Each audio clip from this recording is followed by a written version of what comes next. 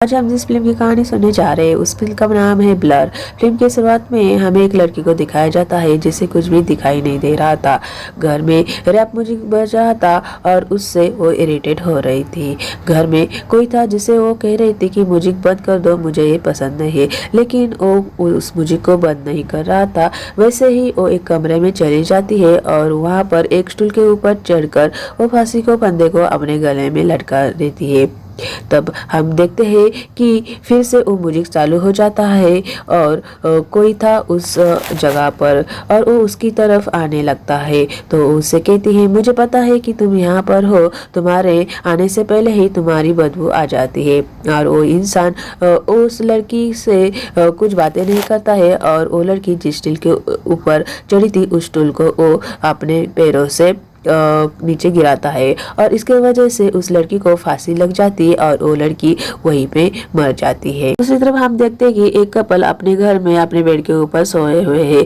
तभी रात का समय होता है और तभी गायत्री डर से नींद से उठती है। तभी उसका पति नील उसे कहता है, क्या हुआ, तुम क्यों डरी? तब उस कहती है कि अभी तुम मेरी बहन गौतमी को कॉल करो। और वो गौतमी को कॉल करते हैं लेकिन कोई भी कॉल नहीं उठाता। इस वजह से वो बहुत ही डर जाती है और कहती है कि मुझे अभी जाकर गौतमी से मिलना है। और वो तैयारी करने लगती है, अपनी बैग पैक करने लगती है। ये सब देखकर उसका पति नील नाराज हो जाता है और उससे गुस्सा हो जाता है, लेकिन गायत्री उसकी एक भी बात नहीं सुनती है और वो कहती है, मुझे अभी अपनी बहन से मिलना है, मुझे उसकी बहुत ही ज़्यादा चिंता हो रही है, वो कॉल भी नहीं उठा रही है, इसलिए मुझे उसके पास जाना ही है।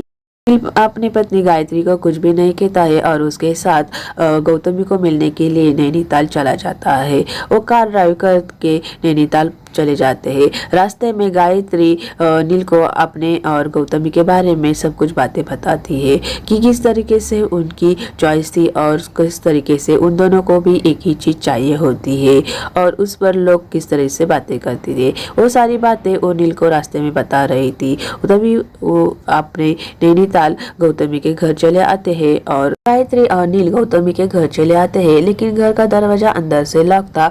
बहुत आवाज देने के बाद भी गौतमी दरवाजा नहीं खोल रही थी, इसलिए गायत्री बहुत डर जाती है और फिर वो एक दरवाजे पर आ जाती है और वो दरवाजा कांच का होता है। वो एक पत्थर उठा के उस दरवाजे की कांच को तोड़ती है और फिर अपना हाथ अंदर डालकर दरवाजे को लगी हुई कुंडी निकालती है और घर के अंदर वो दोनों मियाँ बीवी आ जाते हैं और फिर वो घर के अंदर जाकर उसे ढूंढने लगते हैं, लेकिन वो कहीं पर भी गौतमी की नहीं ढूंढ पाते हैं। तभी नील गौतमी को ढूंढते हुए एक कमरे में चला जाता है। तब सामने का नज़ारा देखकर वो डर ही जाता है। तभी गायत्री उसे ढूंढते हुए नील को आवाज देते हुए उसके पीछे ऊपर जाने लगती है। तभी नील उसे कहता है, तुम ऊपर मत आओ, जाओ वहीं रुक जाओ। और फिर नील वहाँ पर आकर गायत्री को गले लगाता है और उसको सब कुछ सच बात बताता है। गायत्री ये सुनकर डर ही जाती है।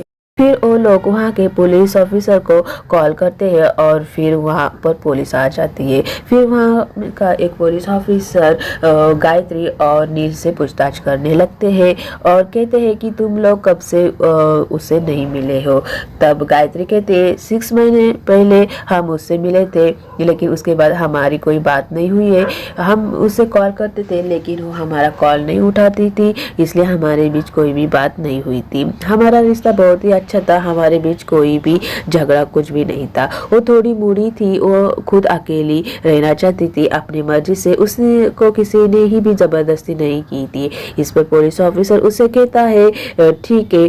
गायत्री उस पुलिस ऑफिसर से कहते हैं कि आप इसका क्राइम इन्वेस्टिगेशन करिए। तब पुलिस ऑफिसर उसे कहता है, मुझे नहीं लगता कि यहाँ पर कोई जुर्म हुआ है, क्योंकि कोई चोट और जबरदस्ती के निशान नहीं है, मुझे लगता है ये आत्महत्या ही है। इस पर गायत्री कहती है, मेरी बहन कभी भी आत्महत्या नहीं कर सकती है, मुझे उस पर पूरा भरोसा है। और वो कहती है कि वो डिप्रेशन में नहीं थी, वो अकेली रहती थी, इसका मतलब ये नहीं था कि वो आत्महत्या कर सकती है। मेरी बहन कभी भी आत्महत्या नहीं कर सकती। वो डिप्रेस नहीं थी, वो यहाँ अकेली इसलिए रहती थी क्योंकि वो आई डोनर का वेट कर रही थी। वो एक फेमस म्यूजिशियन थी और इसी हालत में वो यहाँ पर रहती थी और इस हालत में वो अपने फैंस के सामने नहीं जाना चाहती थी और वो उस इंतज़ार कर रही। फिर पुलिस ऑफिसर गायत्री को कहता है, मुझे लगता है वो आपकी बहन ये इंतज़ार सहन नहीं कर पाई और उसने खुदकुशी कर ली। और फिर तभी हम देखते हैं कि कुछ लोग पुलिस ऑफिसर गौतमी की बॉडी को वहाँ से गायत्री घर में होती है। तभी घर में अचानक से रैप म्यूजिक बजने लगता है। फिर गायत्री जाकर उसे बंद करती है और फिर नील के पास जाकर खड़ी रहती है। नील डॉक्टर अमन से बात कर रहा था, उसका फ़ोन बंद होते ही फिर वो गायत्री को बताता है कि मैं अभी डॉक्टर अमन से बात कर रहा था। डॉक्टर अमन अपने काम की वजह से बाहर गए हैं, वो वापस आते ही तुम्हारे आंखों का इलाज करेंगे। उन्होंने कहा है कि तुम्हें ज़्यादा स्ट्रेस ना ले और अपनी केयर करे और अपनी आंखों की केयर करे। ये नील उससे कहता है। फिर गायत्री उससे कहती है, अभी रैप सॉन्ग बजा, क्या तुमने सुना? उसे रैप सॉन्ग बिल्कुल ही पसंद नहीं था। तो यहाँ पर नील उससे कहता है, इसका मतलब ये तो नहीं कि उसने ये सुनकर आत्महत्या की। इसमें गायत्री कहती है, इसका मतलब ये होता है कि उसके साथ घर में कोई था और मुझे लगता है अभी भी घर में कोई है। इस पर नील उससे कहता है कि अब ये सब बातें छोड़ो, वो हमें अब छोड़कर चली गई है, यही सच्चाई है। उसने ये सब कुछ क्यों किया, उसके साथ कौन था या नहीं था, ये सब बातें हमें अब भूल जानी चाहिए। अब वो इस दुनिया में नहीं है, यही सच्चाई है। इस पर गायत्री नील से नाराज होती है और उसे वहां पर छोड़कर वो दूसरे कमरे में चली जाती है। तभी उसी वक्त लाइट चली जाती है। फिर नील गायत्री के पास आता है और उसे कहता है, तुम यहीं पे ठहर जाओ, मैं बाहर जाकर कार से टॉर्च लेके आता हूँ। और वो कार से टॉर्च लेने के लिए चला जाता है। यहाँ पर गायत्री घर में अकेली होती है। तभी उसे एहसास होता है कि घर में कोई है और वहाँ तभी फर्नीचर इधर से उधर हिलता है। फिर गायत्री इधर उधर ढूंढने लगती है। तभी हमें पता चलता है कि गायत्री को भी दिखाई नहीं देता है, उसकी आंखें भी ब्लर है। तभी अचानक से वहाँ पर नील आ जाता है और उसे कहता है कि तुम ठीक तो हो ना। तब गायत्री उससे कहती है मुझे लगता है कि यहाँ पर कोई था। इस पर नील कहता है, कोई नहीं है, मैं ही हूँ, और उसे फिर से अपने गले लगाता है। दूसरे दिन पुलिस ऑफिसर गायत्री और नील को मिलने के लिए उनके घर आता है और उनसे कहता है, गौतमी की पोस्टमार्टम रिपोर्ट आ चुकी है, सब नॉर्मल है। ये आप दोनों और आपकी बहन गौतमी की फिंगरप्रिंट्स मिले हैं और किसी के नहीं मिले हैं। उसके साथ कोई था ऐसा गायत्री कहती है और कहती है। फिर गायत्री पुलिस ऑफिसर अपने पति से कहती है कि उसके साथ कोई तो था, मुझे भी ऐसा लग रहा है, और कल भी मेरे साथ कोई था और मुझे एहसास हुआ था। उसके ऊपर पुलिस ऑफिसर उससे कहते हैं कि उसके साथ तो कोई नहीं था, मैंने आपके पड़ोसी से बात की है, सबने कहा है कि हमने किसी को भी उसके साथ नहीं देखा है। आपकी बहन कुछ अलग ही थी, वो किसी के साथ भी बातें नहीं करती थी, पूरा दिन घर में अकेले ही रहती थी। सिर्फ उसकी एक व्यक्ति से दोस्ती थी और उसका नाम है मिसेस सोलंकी, वो आपके पड़ोसी है। यहाँ पर एक रस्सी जाती है, वो सीधा ही उनके घर जाती है। ये सुनकर गायत्री मिसेस सोलंकी से मिलने के लिए उनके घर चली जाती है। गायत्री मिसेस सोलंकी के घर चली जाती है तो यहाँ पर पुलिस ऑफिसर नील ही घर पर रहता है। फिर पुलिस ऑफिसर नील को कहता है कि अभी तक अपने वाइफ को कुछ बताया क्या नहीं। तो उस पर नील कहता है कि मैंने अभी तक उसे कुछ नहीं बताया क्योंकि उसकी तबीयत ठीक नहीं है और अभी उसे कुछ बताना ठीक नहीं लगा मुझे। अच्छा मौका देकर मैं उसे सब कुछ बता दूंगा। फिर पुलिस ऑफिसर नील को कहते हैं, देखिए ये आपका अंदरूनी मामला है, मैं चाहता हूँ कि मैं उससे बताऊँ उससे पहले कि आप उसको सब कुछ सच सच बता दे। तो इस पर नील कहता है ठीक है, और ये सब बातें कहकर पुलिस ऑफिसर नील के घर से फिर चले जाते हैं। गायत्री मिसेस सोलंकी के घर चली जाती है और मिसेस सोलंकी को आवाज देने लगती है। तभी मिसेस सोलंकी वहां पर आती है और फिर गायत्री को देखकर कहती है, गौतमी तुम यहाँ पर। फिर गायत्री मिसेस सोलंकी को कहती है, मैं गौतमी नहीं हूँ, मैं गौतमी की बहन गायत्री हूँ। तब उसको कहती है मिसेस सोलंकी, अरे तुम्हारी तो आंखें ठीक है, तुम्हें तो सब कुछ दिखता है। और फिर उसे कहती कि तुम पहले क्यों नहीं आई, अगर तुम पहले आती अपने बहन को संभालने के लिए तो अब गौतमी जिंदा होती वो खुद को फांसी लगाकर नहीं लेती। और फिर वो दोनों आगे बातें करने लगते हैं। मिसेस सोलंकी उसे कहते, क्या तुम्हें यहाँ पर पुलिस ने भेजा है मुझसे पूछताछ करने के लिए? उस पर गायत्री कहती है, नहीं नहीं ऐसा कुछ नहीं है, मैं ही आपके बारे में जानना चाहती थी क्योंकि गौतमी आपके बारे में बहुत सारी तारीफें करती थी। उस पर मिसेस सोलंकी कहती है, हाँ हमारे बीच बहुत ही अच्छी दोस्ती थी, हम बहुत ही अच्छे दोस्त थे और अक्सर हम दोनों एक दूसरे को मिला करते थे और हम बाहर जाकर घूमते थे। और मैं बहुत ही अच्छी एक एक्ट्रेस हूँ और मेरे बेटे की वजह से मैं दिल्ली छोड़कर 1-2 साल के लिए यहाँ रहने के लिए आई थी, लेकिन अब 25 साल हो गए मैं यहाँ पर ही रह रही हूँ। और फिर वो कहती है कि गौतमी के बारे में कि गौतमी के आँखों की रोशनी धीरे धीरे कम होने लगी थी। फिर उसने अपने लिए अपनी उम्र के नए दोस्त बना लिए थे और वो अक्सर यहाँ आना बंद हो चुकी थी। वो फिर बताती है कि उसके दोस्त है उषा नायर और उसकी गैंग विल्सन सेंटर में है। वहाँ पर वो सिखाते थे कि आंखों की रोशनी चले जाए फिर किस तरह से अपनी लाइफ को जीना चाहिए और आगे बढ़ना चाहिए। लेकिन क्या हुआ उसका फ़ायदा, उसने तो फिर खुद को ही फांसी लगा दी। फिर दूसरे दिन गायत्री विल्सन सेंटर में उषा नायर को मिलने के लिए चली जाती है। उसे वहाँ पर कुछ लोग मिलते हैं तो उसे वो उषा नायर के बारे में पूछती है कि उषा नायर मुझे कहाँ मिलेगी, मैं उससे मिलने के लिए आई हूँ। तो वहाँ पर एक लड़की बताती है कि उषा नायर की अभी शिफ्ट खत्म हो चुकी है लेकिन वो आपको चेंजिंग रूम में मिलेगी, चेंजिंग रूम बेसमेंट में है। तो गायत्री उसे मिलने के लिए चली जाती है। वहाँ पर चले जाने के बाद वहाँ देखती है कि वहाँ पर सब अंधे लड़कियाँ हैं और वो गौतमी के बारे में बातें कर रहे थे। वो कह रही थी कि गौतमी को क्या ज़रूरत थी फांसी लगाकर लेने की, उसके पास तो पैसा नाम और शोहरत सब कुछ तो था और उसे एक आई डोनर भी मिल चुका था, तो अब उसकी लाइफ अच्छी थी। वो खुद को हीरोइन से भी कम नहीं समझ रही थी और उसका तो सब कुछ अच्छा ही चल रहा था। उसके पास एक बहुत ही अच्छा बॉयफ्रेंड भी था। तब वो कहती है वो दोनों भी एक साथ 7 ताल होटल लेक व्यू में चले गए थे।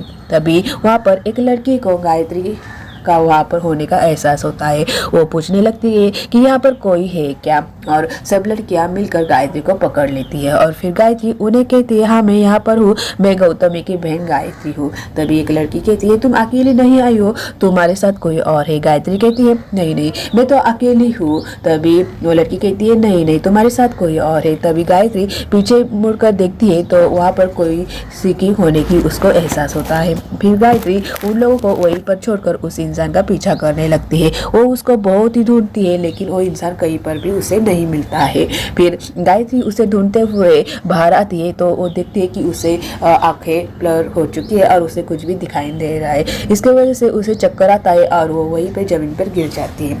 फिर लोग वहाँ उसके पास इकट्ठा होते हैं और वहाँ पर उसका पड़ोसी भी था। वो फिर उसको वहाँ से उठाकर गायत्री के घर आकर उन्हें छोड़ता है। गायत्री भी होश में आती है। फिर वो नील को कहती है कि मुझे लगता है हमारा पड़ोसी गौतमी का कातिल है, क्योंकि मैं जिस सेंटर में गई थी वहीं पर वो मेरा पीछा कर रहा था। जो मेरा पीछा कर रहा था वो इंसान और हमारे पड़ोसी की सेम कलर की जैकेट है। इस पर नील कहता है, ऐसे थोड़े होता है, मेरे पास भी ऐसे ही एक जैकेट है, इसका मतलब ये तो नहीं होता है। फिर गायत्री अपने घर में कुछ ढूंढती है। फिर उसे एक इनवॉइस मिलता है। फिर गायत्री और नील गौतमी के अंतविधि करने के लिए जाते हैं। वहाँ पे उनका पड़ोसी भी आता है गौतमी की पूछताछ करने के लिए और फिर चला जाता है। गायत्री नील से बातें कर रही थी तभी गायत्री के कंधे पर एक हाथ महसूस होता है। गायत्री को लगता है कि वो नील का है, लेकिन वो जब आगे देखती है तो नील ब्राह्मण के साथ बातें कर रहा होता है। तभी वो पीछे मुड़कर देखती है लेकिन वहाँ पर कोई नहीं होता है और वो डर जाती है और डर के मारे वो वहीं पे गिर जाती है। फिर उससे नील देखता है और उठाकर फिर घर लेके आता है। फिर गायत्री अपने पति नील को कहती है कि मुझे बाहर जाना है, मुझे 7 साल होटल लेक व्यू में जाना है और पुराने दिन फिर से जीने। इस पर नील तैयार हो जाता है और दोनों भी पति पत्नी उस होटल में चले आते हैं। होटल में जाने के बाद गायत्री होटल के स्टाफ से अपने बहन के बारे में पूछताछ करने लगती है, क्योंकि मेरी बहन यहाँ पर आई थी, किसी ने देखा क्या। उसके साथ एक आदमी था, उसको भी किसी ने पहचाना, क्या देखेगा कैसा था क्या था, लेकिन कोई भी स्टाफ उसके बारे में कोई भी जानकारी देता नहीं है। फिर वो इसी स्टाफ का एक बूढ़ा इंसान था, वो कहता है मैंने आपकी बहन को देखा था और उसके साथ एक इंसान भी था। फिर वो कहता है कि आपकी बहन की कुछ चीज़ मेरे पास है, आप वो लेने के लिए आइए। फिर गायत्री उसके घर चली जाती है। फिर वो इंसान गायत्री को कहता है कि आपके बहन की रूम की भी साफ सफाई कर रहा था, तभी बेड के नीचे मुझे एक चाबी मिली और वो चाबी वो गायत्री को देता है। गायत्री उस इंसान के बारे में पूछताछ करती लगती है, तभी वो इंसान कहता है कि मुझे तो नहीं पता है कि कौन है। वो बताता है कि मॉल रोड के पास म्युनिसिपल पार्टी की पार्किंग है, वहाँ पे वो अक्सर अपनी गाड़ी लगाया करता था और वहाँ पर कैमरे भी है, तुम वहाँ पर जाओ और सीसीटीवी कैमरे है वो चेक करो। फिर वो बातें कर रहे थे, तभी गायत्री को एहसास होता है कि कोई पीछे से उनकी बातें सुन रहा है और जब गायत्री पीछे मुड़कर देखती है तो वो इंसान वहाँ से भागता है। गायत्री उसका पीछा करती है, होटल में आती है, लेकिन वो इंसान कहीं भी नहीं दिखाई देता। गायत्री नील को कहती है कि उस इंसान ने मेरा पीछा किया था, वो इंसान इसी होटल में आया है और मुझे पता है उसका सबूत कहाँ मिल सकता है। और फिर वो नील को बताती है कि हमें अभी मॉल रोड म्यूनसिपालिटी के पार्किंग में जाना है और वहाँ पर सीसीटीवी फुटेज है, वहाँ पर उसकी फोटोज आई होगी। तो नील उस पर भड़क जाता है, लेकिन फिर तैयार हो जाता है और उसको लेकर वहाँ पर चला जाता है। गायत्री कार में बैठी रहती है और नील सीसीटीवी फुटेज लेने के लिए वहाँ पर चला जाता है। बहुत देर गायत्री कार में वेट करती है। नील के न आने की वजह से वो परेशान होकर फिर उस ऑफिस में चले जाती है और वहाँ पर जाने के बाद वो इंसान से कहती है कि मेरा पति यहाँ पर आया था, बहुत देर हो गई, वो वापस नहीं आया इसलिए मैं यहाँ पर आई हूँ। वो इंसान कहता है हाँ कोई इंसान यहाँ पर आया था, उसने सीसीटीवी फुटेज लेके गया है, ऐसी बात बोल रहा था। वो कहती है कोई और आया था क्या? उस पर वो इंसान कहता है मैं चेक करके देखता हूँ और वो चेक करने जाता है मॉनिटर, तो मॉनिटर के ऊपर नो सिग्नल का मैसेज आता है और तभी लाइट चली जाती है। गायत्री पुलिस को फोन करके बताती है कि मेरे पति को किसी ने किडनैप किया है, प्लीज उसको ढूंढो, उसकी जान को खतरा है। तो हम दूसरी तरफ देखते हैं कि जिस इंसान ने गायत्री को वो चाबी दी थी, उस इंसान का कोई खून कर देता है और ये सीन यहीं पे खत्म हो जाता है। गायत्री रास्ते पर कार चला रही थी, तभी उसे कुछ आगे का दिखाई नहीं दे रहा था। वो फिर एक जगह पर जाके कार रुकवा देती है। तभी वहाँ पर पुलिस आते हैं और फिर वो गायत्री को कहते हैं कि आपके घर के लाइट लगी हुई थी, ऐसा लगता है कि आपके पति घर आ चुके हैं, चलिए घर मैं आपको छोड़ देता हूँ। गायत्री और पुलिस ऑफिसर उनके घर आते हैं। गायत्री नील को आवाज देते हुए इधर उधर ढूंढने लगती है। वैसे वो ऊपर के कमरे में आती है तो सामने का नजारा देखकर वो डर जाती है। तभी वो देखती है कि नील ने अपने आप को फांसी लगा कर ली है। फिर हम गायत्री को हॉस्पिटल में देखते हैं। डॉक्टर रमन ने उनकी आंखों का ऑपरेशन किया है। गायत्री को मिलने के लिए पुलिस ऑफिसर वहां पर आए हैं और फिर पुलिस ऑफिसर गायत्री को नील और गौतमी के बीच में अफेयर था ये बात बताता है। ये बात सुनकर गायत्री बहुत ही डिस्टर्ब हो जाती है, लेकिन वो किसी को कुछ भी नहीं बोलती है। फिर डॉक्टर रमन गायत्री को कहते हैं कि पुलिस नील की बॉडी को रिलीज करना चाहते हैं। उस पर गायत्री कहती है कि नील की बॉडी आप अपने पास ही रखिए, जब मेरी आंखों का रोशनी आ जाएगी फिर मैं उसे देखना चाहती हूँ। इस पर डॉक्टर राजी हो जाते हैं और उस बॉडी को अपने ही पास रखते हैं। गायत्री की आंखों पर पट्टी लगाई हुई थी। गायत्री डॉक्टर को कहती है मुझे यहाँ नहीं रहना है, मुझे मेरे घर में रहना है। तो इस पर डॉक्टर कहते हैं ठीक है, तुम्हारे देखभाल के लिए मैं एक नर्स देता हूँ। और ऐसा कहकर वो गायत्री अपने घर चली जाती है। उसे छोड़ने के लिए हॉस्पिटल के कुछ लोग आते हैं। फिर गायत्री उन्हें कहती है कि मेरे पास एक चाबी है, आप मुझे बताएंगे कि क्या ये चाबी किस लॉकर की है। वो चेक करके देखती है और उसे बताते हैं कि ये चाबी यहाँ की नहीं है, थोड़ी देर में आपकी नर्स आ जाएगी। ऐसा कहकर वो लोग वहाँ से चले जाते हैं। फिर डॉक्टर रमन का कॉल आता है और उसे बताते हैं कि मैं लेडी डॉक्टर की जगह एक जेंट्स डॉक्टर को, जेंट्स नर्स को भेज रहा हूँ और उसका नाम दीपक है। वो आपकी बहुत अच्छी तरीके से ख्याल रखेगा और रात के समय कभी भी आप उसे कॉल करेंगे तो आपकी मदद के लिए चला आएगा। तो उस पर गायत्री कहते ठीक है, कोई प्रॉब्लम नहीं है। फिर दीपक बहुत ही अच्छी तरीके से गायत्री का ख्याल रखने लगता है, उसको टाइम पे दवाई देता है। और फिर ऐसे बातों कर रहे थे, तभी बातों बातों में गायत्री दीपक को किस कर देती है और दीपक इससे नाराज होकर फिर गायत्री को वहाँ पर छोड़कर जल्दी घर जाने लगता है। गायत्री उसको वो माफ़ी मांगती है कि जो हुआ उसके लिए मुझे माफ़ कर दो, लेकिन दीपक कुछ नहीं कहता है और वहाँ से चला जाता है। फिर थोड़ी देर के बाद गायत्री अपने बेड पर सो जाती है, तभी उसके पास कोई आता है। फिर उसको एहसास होता है कि उसके आसपास कोई है। वो डर जाती है और वहाँ से भागकर वो घर के बाहर आती है और किस आवाज़ देने लगती है। तभी वहाँ पर उसका पड़ोसी आता है और वो उस पड़ोसी को कहती है कि मेरे घर में कोई आया है, मुझे बचा लो। तो उस पड़ोसी फिर गायत्री को अपने घर लेके चला जाता है। वो पड़ोसी गायत्री के साथ बदतमीजी से बातें करता है। फिर गायत्री वहाँ से भागकर अपने घर चली जाती है और फिर दीपक को कॉल करती है कि मुझे यहाँ डर लग रहा है, कोई घर में आया है तो तुम यहाँ पर चले आओ। फिर दीपक गायत्री को लेने के लिए उसके घर चला जाता है। गायत्री दीपक को कहती है कि वो उस पड़ोसी ने ही मेरे बहन को मार डाला है। फिर दीपक उसे अपने साथ लेकर अपने घर चला जाता है। उसको लेके जाते वक्त उस पड़ोसी की बेटी देख लेती है और फिर दीपक गायत्री को अपने घर लेके चला जाता है। फिर वहाँ पर उस पड़ोसी की बेटी चली आती है और फिर गायत्री को कहती है कि गायत्री दीदी आप यहाँ पर मत रुकिए, आपका जो नर्स है उसी ने ही गौतमी दीदी को मार डाला है। तो गायत्री कहती है ऐसे कैसे हो सकता है। फिर वो कहती है कि गौतमी दीदी मेरी बहुत अच्छी दोस्त थी और उसने मुझे बताया है कि ये किस तरह का आदमी है, बहुत अच्छा नहीं है, आप प्लीज़ यहाँ से चले जाओ, नहीं तो वो आपको मार डालेगा। वो आपको जो दवाई देते हैं उस दवा से आपको बहुत ही भयानक सपने आते हैं, इससे आप डर जाती हैं। तो गायत्री को फिर थोड़ा थोड़ा यकीन होने लगता है और गायत्री वहाँ से भागना चाहती थी लेकिन वो भाग नहीं पा रही थी। फिर गायत्री अपनी आंखों में जो पट्टी लगाई थी उसको निकालती है और एक कमरे में चली जाती है। तो वहाँ पर देखती है कि वहाँ पर उसके और उसके बहन के बहुत सारे फोटो लगाए हुए थे। फिर डर कर वहाँ से गायत्री बाहर आती है तो सामने देखती है कि उस पड़ोसी की बेटी को दीपक ने मार डाला है। और फिर वहीं पर वहाँ पर दीपक चला आता है। उसको पता न चले कि गायत्री को दिखने लगा है, इसलिए गायत्री न दिखने का नाटक करती है और फिर दीपक को कहती है कि मुझे कुछ भी दिखाई नहीं दे रहा है, मुझे डॉक्टर के पास लेके चलो, मुझे लग रहा है कि डॉक्टर ने जो ऑपरेशन किया है वो फेल हो चुका है। फिर दीपक कहता है कि अच्छा हुआ कि ऐसा हुआ है कि तुम दुनिया को ना देखो, और ऐसा वो कह देता है। वहाँ पर गायत्री को पता चलता है कि उसकी बहन गौतमी को भी इसी ने मारा है। फिर वो उससे लड़ती है और वहाँ से भागकर मिसेस सोलंकी के घर में चली आती है और मिसेस सोलंकी को कहती है कि ये आदमी मेरे पीछे पड़ा है, प्लीज मुझे बचा लो।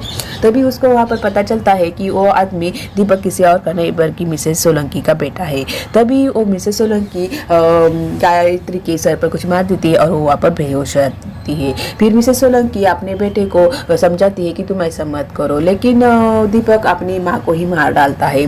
तब जब गायत्री होश में आती है और फिर वो वहाँ से दीपक के साथ फिर झगड़ने लगती है और तभी वहाँ पर पुलिस आते हैं तो फिर गायत्री पुलिस के साथ उसको पकड़ लेती है, लेकिन वो दीपक वहीं पर अपने आप को छुरी से अपना गला काट देता है और फिर ये सीन यहीं पे ख़त्म हो जाता है। फिर हमें हॉस्पिटल का सीन दिखाया गया है। गायत्री हॉस्पिटल में जाती है अपने पति नील को देखने के लिए। वो नील को देखती है तो नील की आंखों नहीं होती है। फिर डॉक्टर उसे बताते हैं कि नील ने अपनी आंखें आपको दे दी है। फिर उसको बहुत सारी यादें आती है अपने पति की और फिर ये सीन यहीं पे ख़त्म हो जाता है।